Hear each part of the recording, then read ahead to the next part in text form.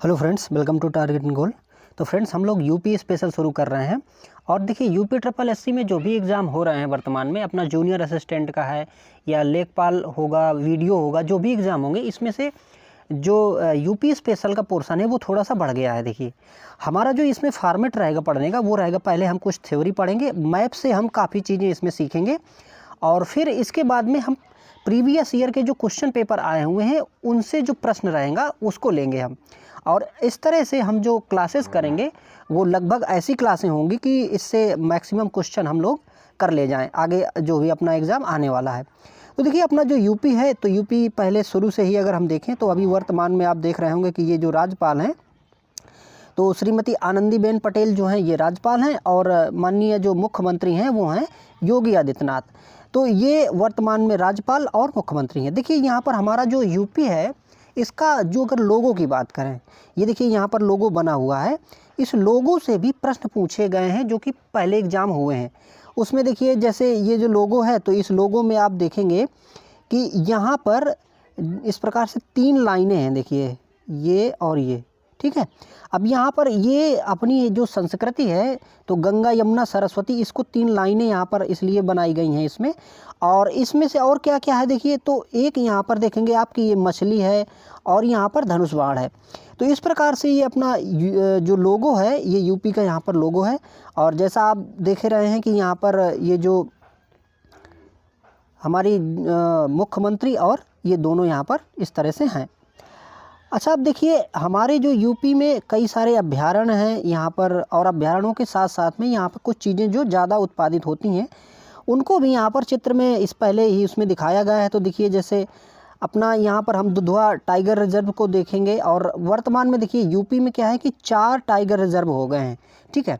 और यहाँ पर देखिए, हमारे यहाँ पर गन्ना जो है ज़्यादा, सबसे ज़्यादा मतलब उत्पादित होता है। और टेराकोटा देखिए यहाँ पर बनाया गया है। तो टेराकोटा क्या है कि यहाँ एक 1 डिस्ट्रिक्ट 1 प्रोडक्ट की योजना जो है गवर्नमेंट ने शुरू किया था। तो 1 डिस्ट्रिक्ट 1 प्रोडक्ट के हिसाब से देखें तो टेराकोटा कहाँ का है, जहाँ के देखिए हमारे योगी जी हैं, है ना। तो वहीं पर क्या है कि ये टेराकोटा का बहुत सारा काम यहाँ पर होता है। आंवला की बात करें यदि, देखिए, तो आंवला हमारे यहाँ पर प्रतापगढ़ में बहुत ज़्यादा होता है, और भारत में सर्वाधिक आंवला जो है वो प्रतापगढ़ में ही होता है। और गेहूं की बात करें तो गेहूं में आप जानते ही हैं कि यहाँ पर खूब मतलब सबसे ज़्यादा जो गेहूं का उत्पादन है वो यहाँ पर होता है भारत में। तो ये कुछ यूपी का जो कुछ स्पेशल चीज़ें हैं वो यहाँ पर होती हैं। अब देखिए, यूपी की स्थिति को हम थोड़ा सा अगर नज़र देखें एक नज़र में, तो देखिए अपना जो यूपी है, ये मैप में अगर देखें तो ये रहा अपना यूपी, ठीक है। अब ये यूपी जो है अपना, ये देखिए अगर हम यहाँ से देखें तो ये इसके ऊपर है यहाँ पर नेपाल। मतलब कि हमारा यूपी ऐसा मतलब एक देश है नेपाल, जो कि यूपी से सीमा साझा करता है। तो अंतर्राष्ट्रीय सीमा जो है वो एक देश से साझा करता है, हमारा उत्तर प्रदेश, और जो है वो नेपाल। यहाँ पर देखिए, अगर हम प्रदेशों की बात करें कि और कौन कौन से प्रदेश हैं जो इससे सीमा साझा करता है, तो आप देखेंगे कि यहाँ पर ये उत्तराखंड हो गया, और यहाँ पर देखिए हिमाचल प्रदेश हो गया ये, और यहाँ नीचे आएंगे तो हरियाणा हो गया। यहाँ फिर एक केंद्र शासित प्रदेश जिसे हम दिल्ली कहते हैं, तो देखिए ये दिल्ली हो गया। फिर इसके नीचे आप यहाँ पर आएंगे तो देखिए ये राजस्थान हो गया, यहाँ पर मध्य प्रदेश हो गया, यहाँ पर ये छत्तीसगढ़ है, झारखंड है, और यहाँ पर ये बिहार है, ठीक है। तो इस प्रकार से आप देखेंगे 1 2 3 4 5 6 7 8, तो 8 जो राज्य हैं वो उत्तर प्रदेश की सीमा से लगे हुए हैं, यानी कि उसके सीमावर्ती राज्य हैं। तो सीमावर्ती राज्यों की अभी प्रश्न में जब संख्या भी अगर कहीं आएगी पूछेंगे तो 8 राज्य हैं, और एक यहाँ पर देखिए केंद्र शासित प्रदेश जो कि दिल्ली है, ये उत्तर प्रदेश से क्या करता है कि सीमा साझा करता है। अब देखिए, ये क्या है कि हमारा जो यूपी है पहले उत्तराखंड से मतलब लगा हुआ था। इसका मतलब ये है कि उत्तराखंड इसी में शामिल था। फिर सन 2000 में क्या हुआ कि इसका विभाजन हुआ अलग से, और उत्तराखंड को अलग कर दिया गया, जैसे जिसका पहले नाम उत्तरांचल दिया गया था। इसके बाद में अपना जो बचा हुआ यूपी है वो सन 2000 से वर्तमान की जो सीमा है यहाँ पर हमें नज़र आती है। तो ये कुछ मैप में इसकी यूपी की जो स्थिति थी इस तरह से है कुछ।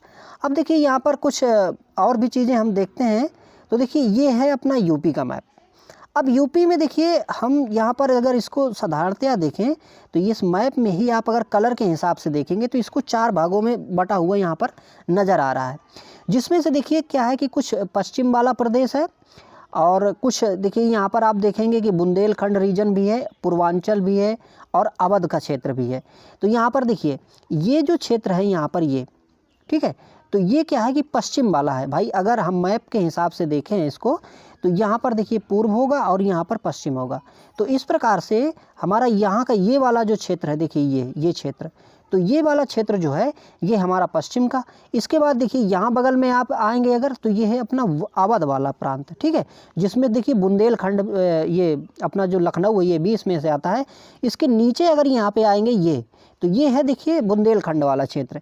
यहाँ पर अगर आप आएंगे तो यहाँ पर हमें पूर्व का क्षेत्र मिलेगा जिसे हम पूर्वांचल कहेंगे। अब देखिए यहाँ पर क्या है कि ये जो ऊपर वाला क्षेत्र है ये यहाँ पर तराई का क्षेत्र है, क्योंकि ये पर्वत जो हमारे हिमालय पर्वत है उसके नीचे से यहाँ से लगा हुआ प्रदेश है। यहाँ पर सबसे नीचे का ये जो भाग है जिसे हम बुंदेलखंड कह रहे हैं, तो बुंदेलखंड जो हमारा जो प्राचीन पठार है, जो अगर हम इंडिया के मैप में से अगर इस तरह से देखते हैं ये वाला भाग देखिए ये, तो ये जो पठार है वो इससे जुड़ा हुआ है यहाँ पर। तो ये इसकी साधारणतया जो स्थिति है वो है। और यहाँ पर देखिए कुछ आगे हम फैक्ट और इसके बाद में अगर देखें तो देखिए आप जानते ही हैं कि जो हमारा उत्तर प्रदेश है इसकी राजधानी फ्रेंड्स क्या है, लखनऊ है, ठीक है। यहाँ पर अगर भाषा की बात की जाए तो देखिए हिंदी जो खड़ी बोली है यहाँ पर भाषा बोली जाती है। इसके साथ साथ में भोजपुरी, अंग्रेजी, ब्रज भाषा, कन्नौजी, बुंदेली, बघेली और अवधी उर्दू, ये सारी भाषाएँ यहाँ पर बोली जाती हैं। यहाँ पर अगर देखिए उच्च न्यायालय की बात करें तो उच्च न्यायालय इसका कहाँ पे है, आप जानते हैं कि प्रयागराज जो कि अपना है वहाँ पर अपना उच्च न्यायालय है और इसकी एक शाखा भी है। तो इसकी एक जो शाखा है वो लखनऊ में स्थित है। तो प्रयागराज में उच्च न्यायालय है और उच्च न्यायालय की एक शाखा लखनऊ में स्थित है। ज़िलों की बात करें अगर फ्रेंड्स तो आप जानते हैं कि 75 ज़िले उत्तर प्रदेश में हैं।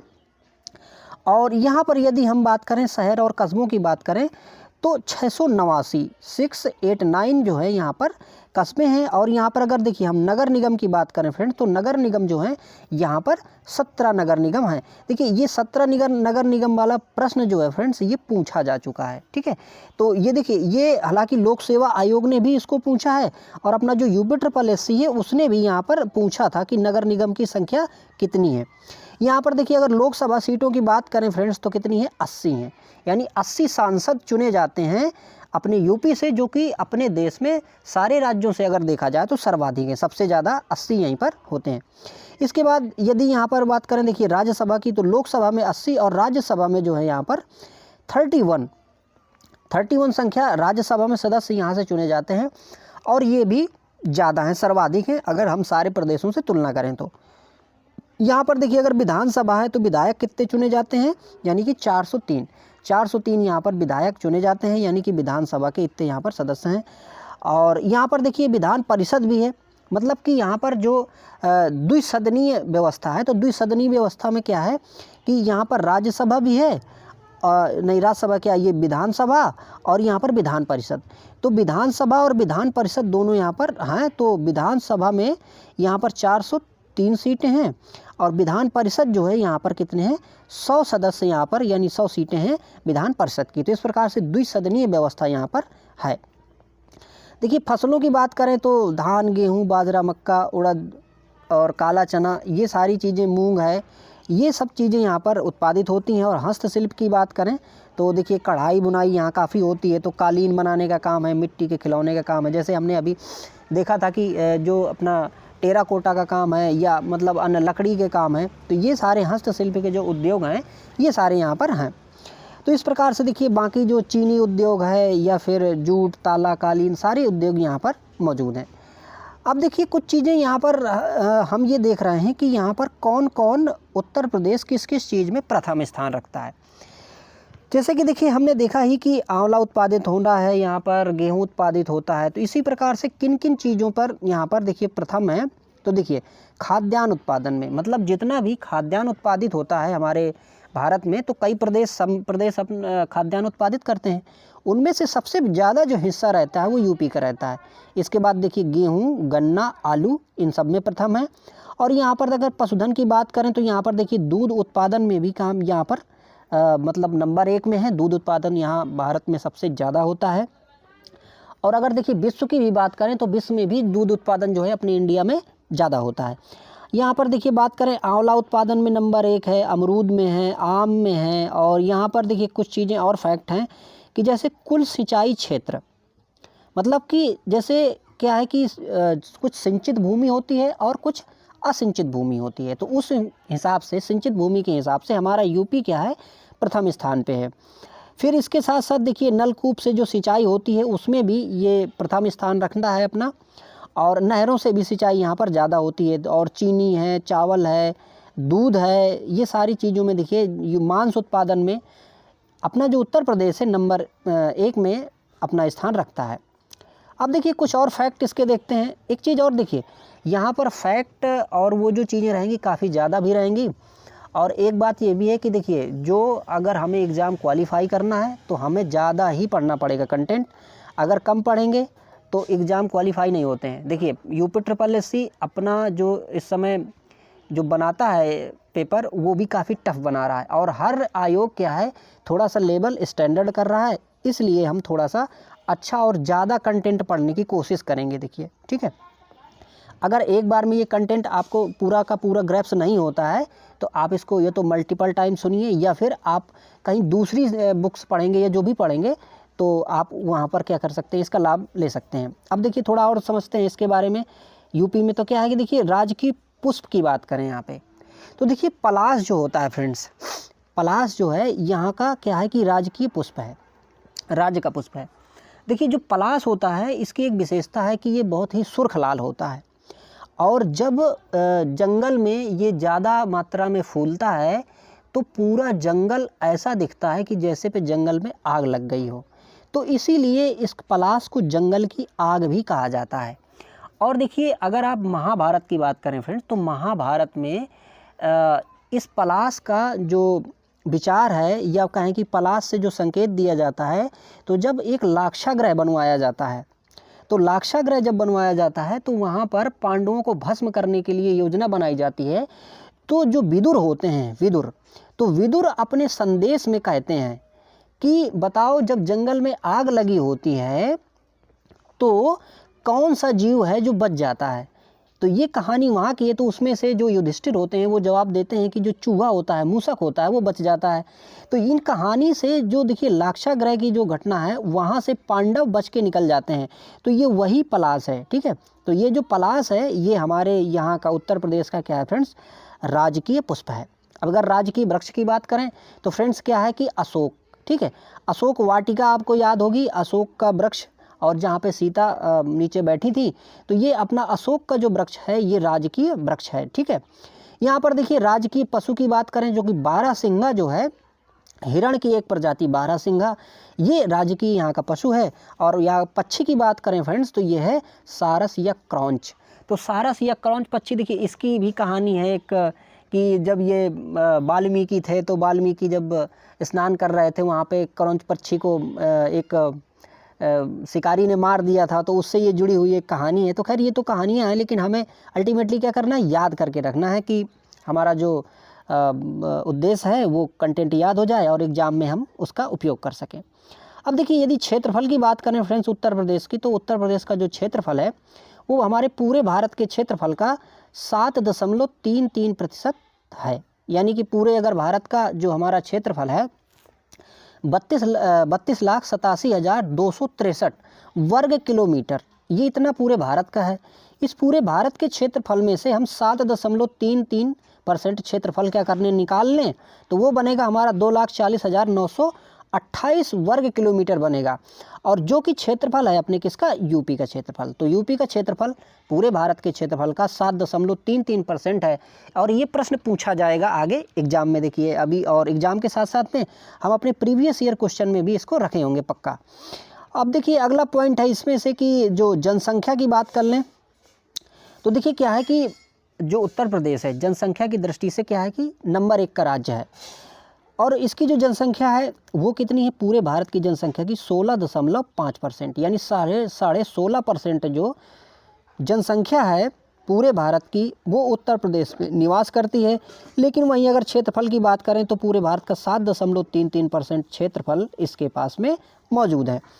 अब देखिए यदि साक्षरता की बात करें कि यहाँ पढ़ाई लिखाई लोगों ने किस हिसाब से की है, तो अभी देखिए जो 2011 में जनगणना हुई थी उसके हिसाब से यहाँ की उत्तर प्रदेश की जो साक्षरता है वो है, पूरी साक्षरता है 67.7। अब इसमें देखिए आप इसमें क्या करिए कि 10 कम करिए और इसमें 10 बढ़ाइए। तो 10 अगर कम करेंगे आप तो यहाँ पर देखिए हमें एक एग्जैक्ट अगर आंकड़े के हिसाब से देखें तो 57.2 ये है स्त्री की, मतलब कि यहाँ पर महिलाओं की जो शिक्षा का स्तर है, ये साक्षरता दर है वो कितनी है 57.2, ठीक है। तो 57.2% यहाँ पर महिलाएं शिक्षित हैं। और पुरुषों की अगर बात करें तो इसमें से आप यानी 67 में +10 कर दीजिए, यानी 77.3। तो 77.3% जो है यहाँ पर पुरुषों की साक्षरता दर है। अब देखिए यहाँ पर जनघनत्व की बात करें कि भाई 1 किलोमीटर का एरिया है वहाँ पर एवरेज कितना व्यक्ति रह रहा है, तो 829 व्यक्ति। 829 व्यक्ति जो है ये जनघनत्व यहाँ उत्तर प्रदेश का अपना है। अब देखिए 10 की वृद्धि दर की कि हमने यहाँ पर वृद्धि दर कितनी रखी है अपनी जनसंख्या की, तो 20.2%। 10 की वृद्धि हमने प्राप्त की थी 20.2%, जो कि उत्तर प्रदेश की क्या थी कि एक वृद्धि थी। अब देखिए यहाँ पर काफ़ी चीज़ें हमने देखी। अब कुछ कंटेंट के बाद में हम यहाँ पर देखने वाले हैं फ्रेंड्स, क्या प्रश्नों के हिसाब से कुछ कंटेंट यहाँ पर देखने वाले हैं। चलिए तो देखते हैं। पहला प्रश्न क्या है, देखिए कि उत्तर प्रदेश दिवस कब मनाया जाता है। तो उत्तर प्रदेश का जो दिवस है वो मनाया जाता है कब, देखिए आपके पास यहाँ पर ऑप्शन है, आप चाहें तो यहाँ पर कमेंट भी कर सकते हैं। तो देखिए अपना ऑप्शन है 23 जनवरी, 24 जनवरी और 25 जनवरी, 26 जनवरी। तो इसमें से देखिए जो 24 जनवरी है, 24 जनवरी क्या है कि हमारे प्रदेश का मतलब राज्य दिवस मनाया जाता है। अब ये मनाया क्यों जाता है, देखिए क्या था कि हमारा जो ये प्रदेश आज उत्तर प्रदेश है, इसका पहले जो नाम था कब, 1950 से पहले। तो 1950 से पहले इसका जो नाम था वो था इसका संयुक्त प्रांत, यानी कि यूनाइटेड प्रोविंस नाम था। लेकिन 1950 में क्या किया गया कि इसका जो नाम है वो बदल के कर दिया गया उत्तर प्रदेश, ठीक है। तो इसीलिए 24 तारीख से ये चूँकि प्रक्रिया की गई थी, तो हम क्या कर रहे हैं कि 24 तारीख को अब मनाना शुरू कर दिए राज्य दिवस। अब देखिए एक प्रश्न ये हो सकता है कि हम कब से मना रहे हैं ये, तो देखिए 2018 से हमने अपना राज्य दिवस मनाने की शुरुआत की, जो कि 24 जनवरी को मनाया जाता है। अगला देखिए प्रश्न है यहाँ पे, भारत के कुल भौगोलिक क्षेत्र का उत्तर प्रदेश का भौगोलिक क्षेत्रफल कितना है। देखिए प्रश्न में पूछा भी गया है, प्रीवियस ईयर से ही सारे ये प्रश्न लिए हैं मैंने। तो देखिए 7.33%, 8.99% और 9.02% और 10.04%। तो कितना है फ्रेंड्स, 7.33%। आई होप देखिए अगर आपने वो सारी चीज़ें सुनी होंगी तो आपको मैक्सिमम चीज़ें याद होंगी, और मैक्सिमम चीज़ें याद होंगी तो आप इसका जवाब भी दे पाएंगे, और फ्रेंड्स आगे एग्ज़ाम में मुझे विश्वास है कि आप अच्छा कर भी पाएंगे। चलिए देखते हैं अगला प्रश्न, उत्तर प्रदेश ने किस ऐतिहासिक स्मारक से जुड़वा मछली का राजकीय चिन्ह अंगीकार किया है। शुरू में ही देखिए मैंने चर्चा की थी लोगो के बारे में कि उत्तर प्रदेश का लोगो क्या है। तो लोगो में हमने बात की थी कि यहाँ पर 2 मछली हैं, जुड़वा मछली। तो वो कहाँ से ली गई थी फ्रेंड्स, ये हमारे पास यहाँ पर क्या है कि प्रश्न है। अब देखिए ये जो प्रश्न है तो इसमें से ऑप्शन है अपने नंबर ए में है जैसे बुलंद दरवाज़ा, बी में है रूमी दरवाज़ा और सी में है यहाँ पर लखी दरवाज़ा और डी पे है दिल्ली गेट। तो इसका सही आंसर है अपना रूमी दरवाज़ा। अब देखिए मैं आपको कमाल की बात बताता हूँ कि जूनियर असिस्टेंट 1262 के लिए एक एग्ज़ाम जो हुआ था उसमें से प्रश्न पूछा गया था कि रूमी दरवाज़ा जो कि लखनऊ में स्थित है और यह नवाब आसफुद्दौला के द्वारा बनवाया गया था, अब बताओ इसकी ऊंचाई क्या है। ये प्रश्न पूछा गया था फ्रेंड्स। तो उसकी ऊंचाई क्या थी कि 60 फीट थी, ठीक है। तो देखिए ये जैसा कि अब इसमें से हमने देखिए कितने फैक्ट देखे, क्या देखे कि रूमी दरवाज़ा स्थित कहाँ है, लखनऊ में स्थित है।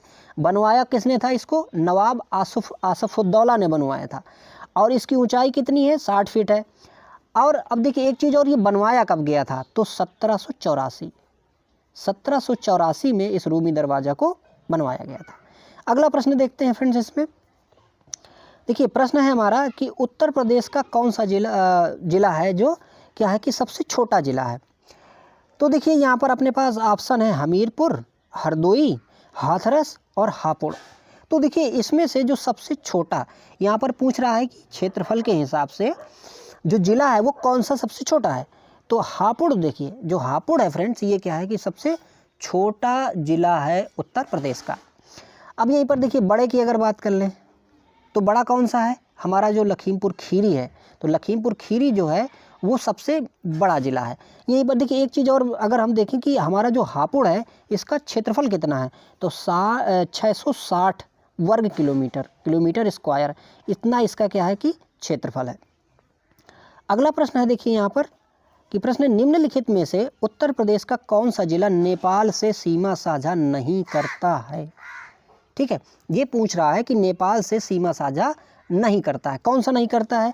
देखिए ऑप्शन देखिए यहाँ पर नंबर 1 में है बलरामपुर, दूसरा श्रावस्ती, तीसरा कुशीनगर और चौथा यहाँ पर दिया गया है लखीमपुर खीरी।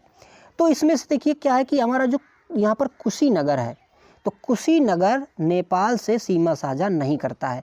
हम जानते हैं कि हमारा उत्तर प्रदेश एक ही अंतर्राष्ट्रीय देश से सीमा साझा करता है जो कि नेपाल है, और ये 7 जिलों से सीमा साझा करता है। कितने से? 7 जिलों से। तो यहाँ पर देखिए एक प्रश्न कभी ये भी पूछ सकता है आयोग कि उत्तर प्रदेश नेपाल से कितने जिलों से मतलब सीमा साझा करता है। तो 7 जिले होंगे, जिसमें से यहाँ पर बलरामपुर, श्रावस्ती, लखीमपुर खीरी, ये तो देखिए 3 यहाँ पर ही हैं। अगर देखिए हम बात करें कि पूरे की बात कर लें अगर, तो देखिए कौन सा? बलरामपुर, श्रावस्ती, खीरी, लखीमपुर खीरी मतलब बहराइच, पीलीभीत, सिद्धार्थनगर और महाराजगंज। तो ये जो ज़िले हैं ये उत्तर प्रदेश से के जो ज़िले हैं ये नेपाल से अपनी सीमा साझा करते हैं। अब देखिए यहाँ पर अगला प्रश्न है अपना कि उत्तर प्रदेश के राजकीय चिन्ह में नहीं है। उत्तर प्रदेश का जो हमने राजकीय चिन्ह शुरू में देखा था उसमें से क्या चीज़ मौजूद नहीं है? ऑप्शन देखिए मछलियाँ, धनुष, तीर और मोर। तो क्या नहीं है फ्रेंड्स? पक्का यहाँ पर मोर नहीं है। बाकी हमने देखा था कि 2 मछलियाँ हैं, धनुष है, तीर है, 3 ठो रेखाएँ हैं उसमें, है ना। तो ये हमने देखा ही था कि ये वहाँ पर मौजूद हैं, लेकिन वहाँ पर मोर जो है मौजूद नहीं था। अगला देखिए प्रश्न यहाँ पर है, प्रश्न है उत्तर प्रदेश का राजकीय पक्षी क्या है। तो उत्तर प्रदेश का राजकीय पक्षी ऑप्शन है देखिए अपने पास मोर, सारस और तोता और यहाँ पर कोयल। तो देखिए अपना जो सारस या क्रॉन्च पक्षी भी इसका नाम से जानते हैं, वो क्या है कि उत्तर प्रदेश का राजकीय पक्षी है। बाकी हम जानते ही देखिए कि पशु क्या है? बारहसिंगा है, वृक्ष जो है वो अशोक है, पुष्प के बारे में हमने देखा था कि पलाश है। एक चीज़ और देखिए यहाँ पर जो राजकीय खेल है ना अपना, वो हॉकी है। अपने भारत का भी राजकीय खेल हॉकी है, और यहाँ पर यूपी का भी क्या है कि हॉकी ही है। चलिए यहाँ पर देखिए एक चीज़ और देखते हैं। अगला प्रश्न है उत्तर प्रदेश के अधिक से कम। देखिए यहाँ पर हमें ये प्रश्न था कुल मिला के कि उत्तर प्रदेश में अधिक और कम मतलब सबसे ज़्यादा क्षेत्रफल और कम क्षेत्रफल के जो ज़िले हैं वो कौन से हैं, यहाँ पर दिए थे। तो ऑप्शन 1 था यहाँ पर देखिए सोनभद्र, संत रविदास नगर, दूसरा था खीरी, संत रविदास नगर, और तीसरा था ऑप्शन यहाँ पर खीरी और हापुड़, और चौथा ऑप्शन था यहाँ पर लखनऊ और कानपुर। तो इसमें देखिए जो सी ऑप्शन, तीसरा ऑप्शन है कि खीरी, लखीमपुर खीरी और हापुड़। ये क्या है कि लखीमपुर खीरी सबसे बड़ा है और हापुड़ जो है यहाँ पर सबसे छोटा है। तो ये प्रश्न यहाँ पर था। अगला देखिए यहाँ पर देखते हैं उत्तर प्रदेश के ज़िलों में से कौन अंतर्राष्ट्रीय सीमा स्पर्श नहीं करता है। अब देखिए 2 बार देखिए ये प्रीवियस ईयर में क्वेश्चन पूछा गया। एक बार तो पूछ लिया गया कि कौन सा ऐसा मतलब ज़िला है जो नेपाल से सीमा साझा अपनी नहीं करता। फिर इसके बाद में पूछ लिया गया कि वो कौन सा है जो मतलब अंतर्राष्ट्रीय उससे क्या करता है, सीमा साझा करता है या सीमा साझा नहीं करता। तो इस प्रकार से भी यहाँ पर क्या कर लिया गया, प्रश्न पूछ लिया गया।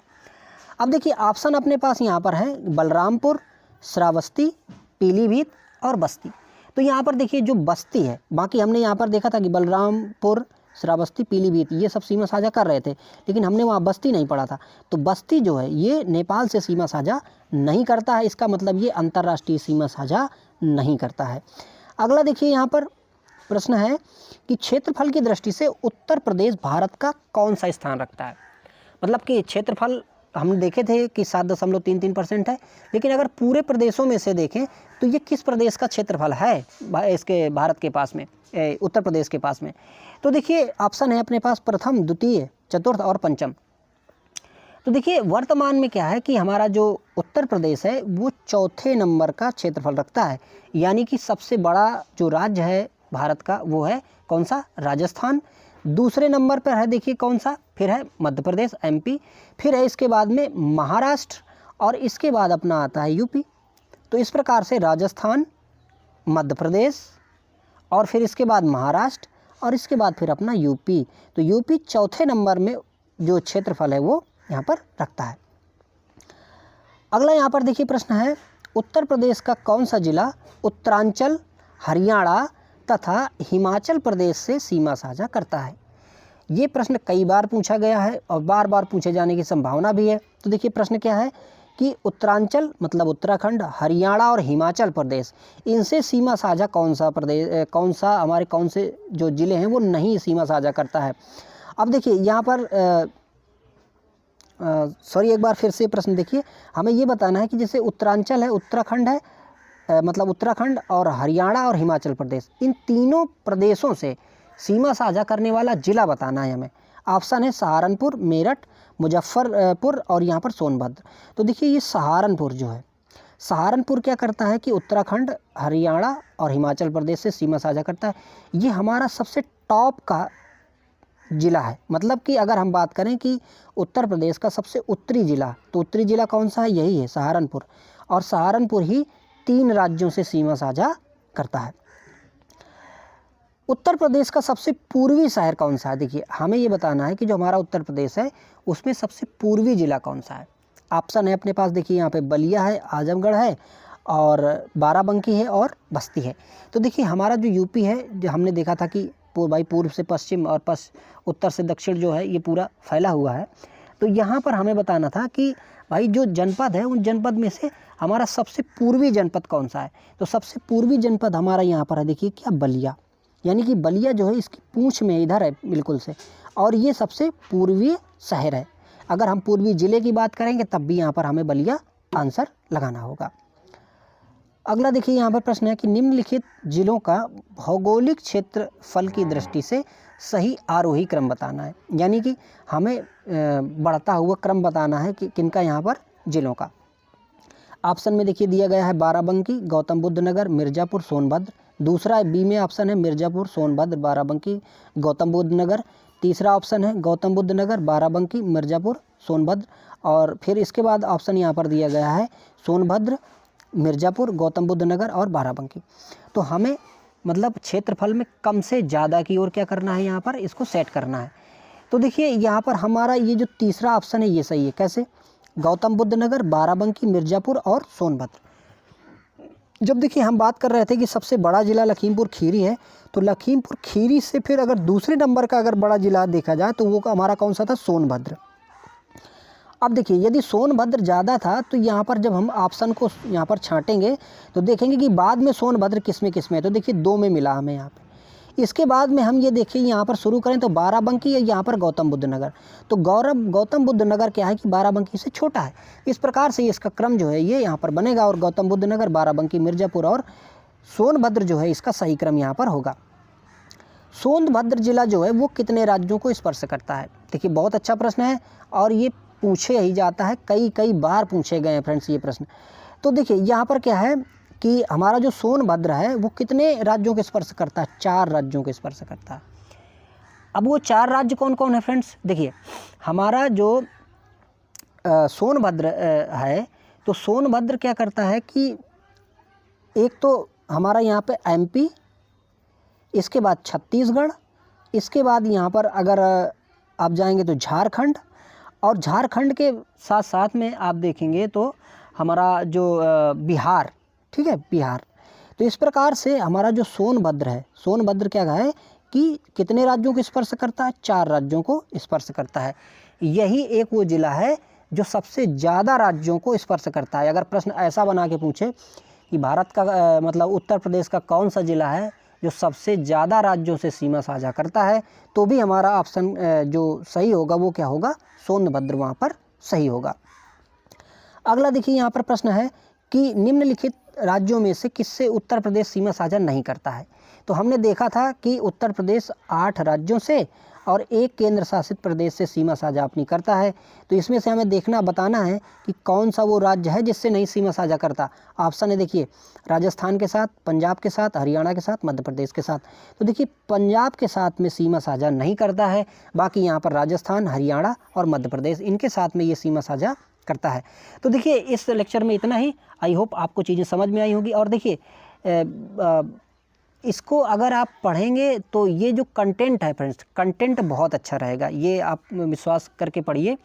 और इसके साथ साथ में देखिए सिर्फ यूट्यूब नहीं, बाकी आपके पास जो किताबें हों उन किताबों से भी अध्ययन करिए और मुझे विश्वास है आप एग्ज़ाम में अच्छा करेंगे। Thank you for watching.